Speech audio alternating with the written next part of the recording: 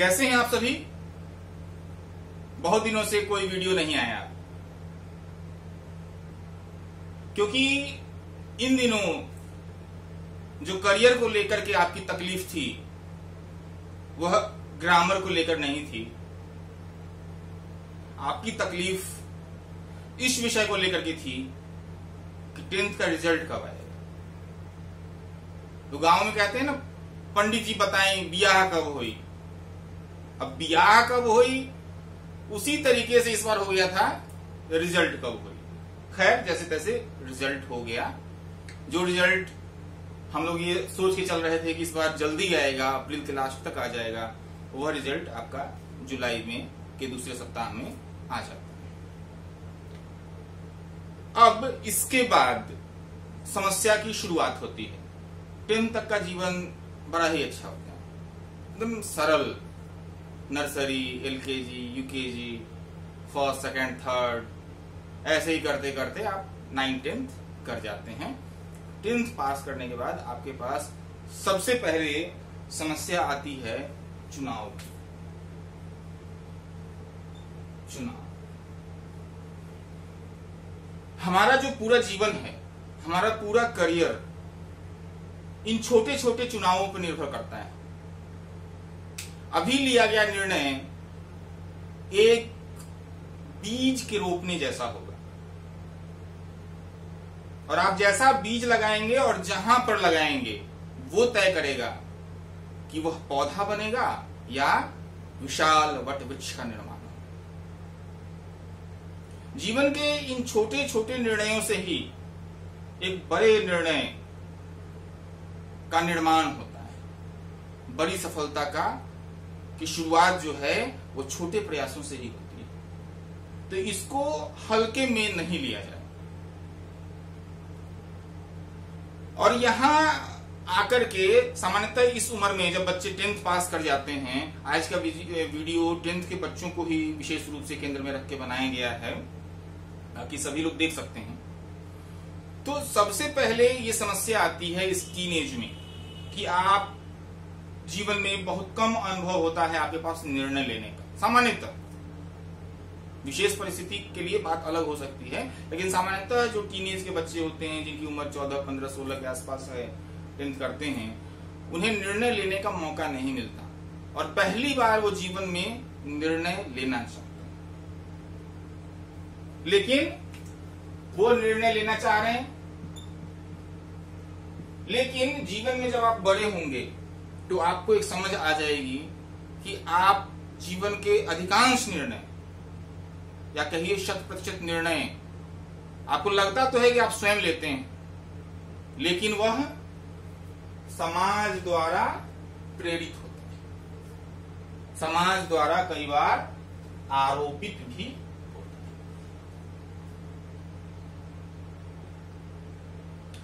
आप सोच रहे हैं आर्ट्स लेने का, मम्मी पापा कहेंगे साइंस ले लीजिए भाई, साइंस लीजिए आपका करियर बन जाएगा। साइंस लेंगे तो भविष्य में आप ट्यूशन पढ़ा के भी खा सकते हैं। साइंस लेंगे तो फलाना का बेटा बन गया, साइंस लेकर के चिलंगना का बेटा बन गया। और मम्मी पापा को पता ही नहीं कि हमारा बेटा क्या बन सकता है, हमारे बेटे के अंदर क्या योग्यता है, क्या क्षमता है।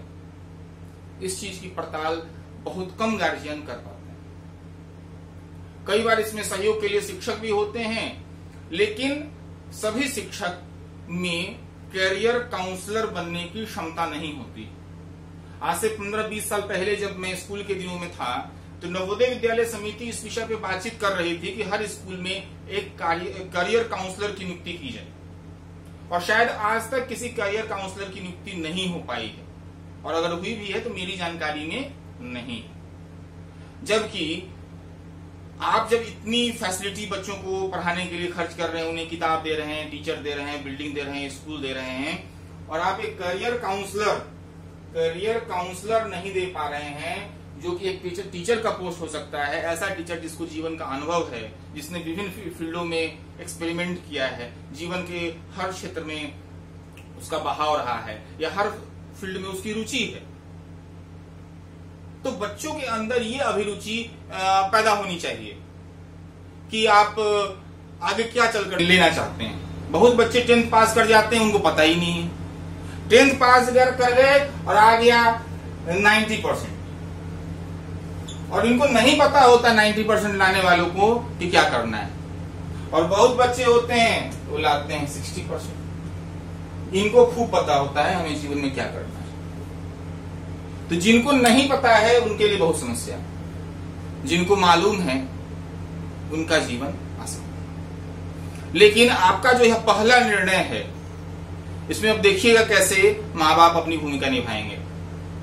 कई बार तो घर में ही कलह हो जाता है। मम्मी कहती है साइंस पढ़ेगा, पापा कहते हैं जो पढ़ेगा तो पढ़ने दो, बेटा कुछ और कहता है, बेटी कुछ और कहती है, बड़े भैया कुछ और कह देते हैं, स्कूल के टीचर को फोन किया तो उन्होंने कुछ और कह दिया। तो इन सारे दबावों के बीच निर्णय लेना कठिन होता चला जाता है कि हम अपने विषय का चुनाव कैसे करें। तो इसका जो सबसे आसान तरीका है, सबसे जो पहला बिंदु है वह है कि आप देखिए आपकी रुचि, आपकी रुचि कैसी। कई बार ऐसा होता है कि आपकी रुचि साइंस में है और साइंस में ही आपके नंबर कम आ गए, और कई बार आपने सोचा कि हम आर्ट्स लेंगे और आर्ट्स में ही नंबर कम आ गए, साइंस में नंबर ज्यादा आ गए।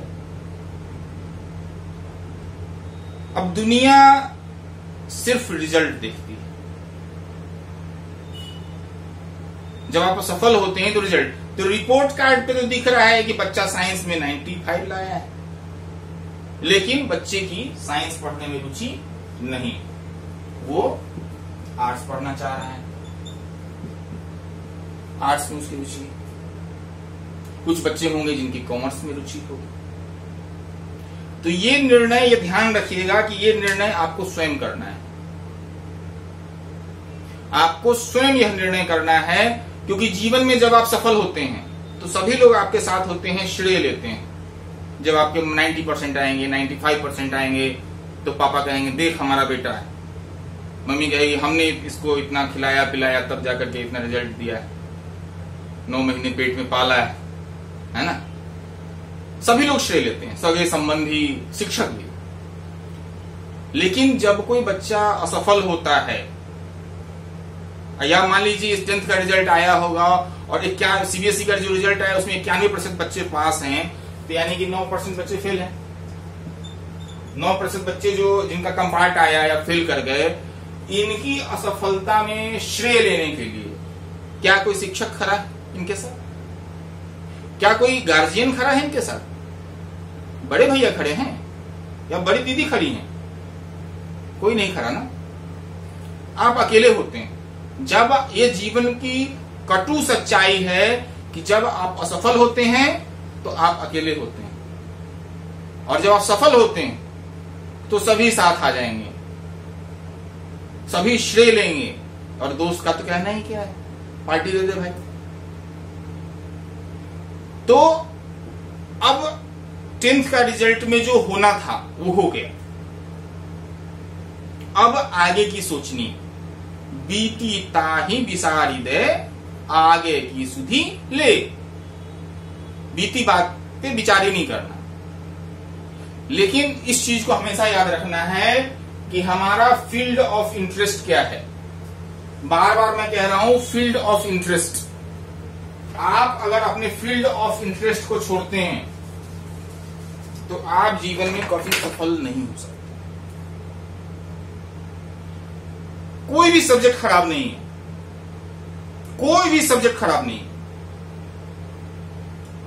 चाहे आप साइंस ले लीजिए, आर्ट्स ले लीजिए, कॉमर्स ले लीजिए, सब अच्छा सब्जेक्ट है, लेकिन आप जिस विषय को लें उस विषय में आपकी रुचि होगी तो आप उस फील्ड में मेहनत करेंगे, और मेहनत करेंगे, परिश्रम करेंगे तो रिजल्ट आएगा। ठीक है। तो सबसे पहले आप रुचि अपनी तय करें कि आपकी रुचि क्या है। दूसरा है माध्यम का चुनाव। ये हिंदुस्तान में एक बहुत बड़ी समस्या है, ये अन्य देशों में ये समस्याएं नहीं है, बहुत सारे देशों में ये समस्याएं नहीं है। फ्रांस का बच्चा फ्रांसीसी में ही पढ़ता है, चाइना का बच्चा चाइनीज में पढ़ता है, अंग्रेज का बच्चा अंग्रेजी में पढ़ता है, अमेरिकन भी अंग्रेजी में पढ़ते हैं।